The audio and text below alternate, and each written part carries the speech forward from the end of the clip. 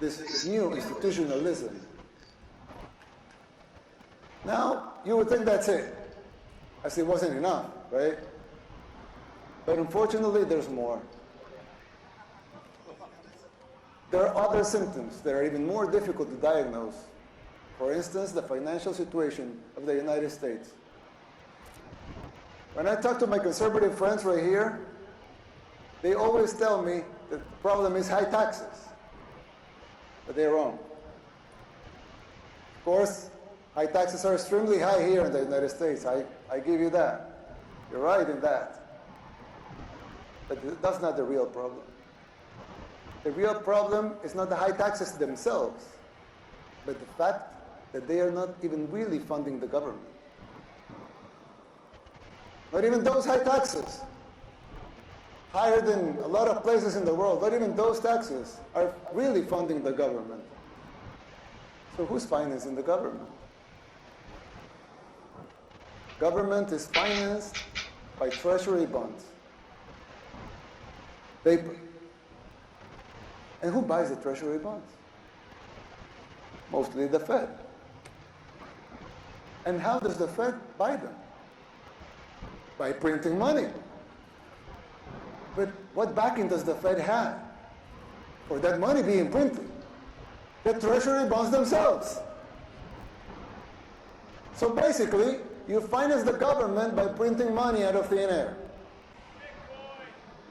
Someone could ask,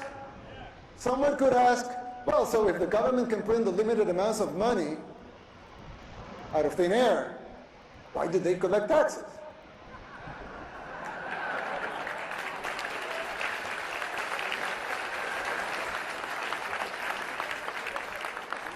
I mean, in theory, it would make sense, right? If they can print unlimited amounts of money, why would they need taxes for? The answer is simple, but it's very shocking.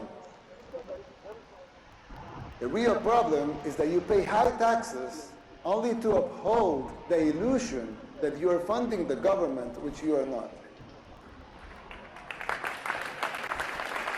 It's shocking, but it's true. The government is funded by money printing, paper backed with paper, a bubble that will inevitably burst. The situation is even worse than it seems, because if most Americans and the rest of the world were to become aware of this farce, confidence in your currency would be lost, the dollar would fall, and the Western civilization with it. If the next president of the United States doesn't make the necessary policies and structural changes,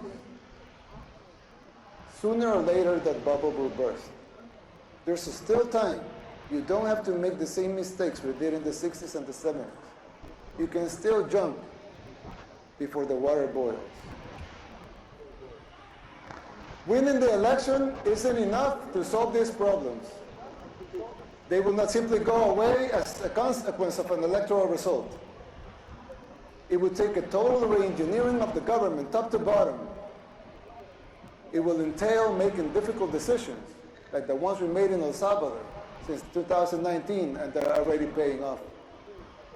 It will be hard. The system will push back, but you have the right to determine your own fate.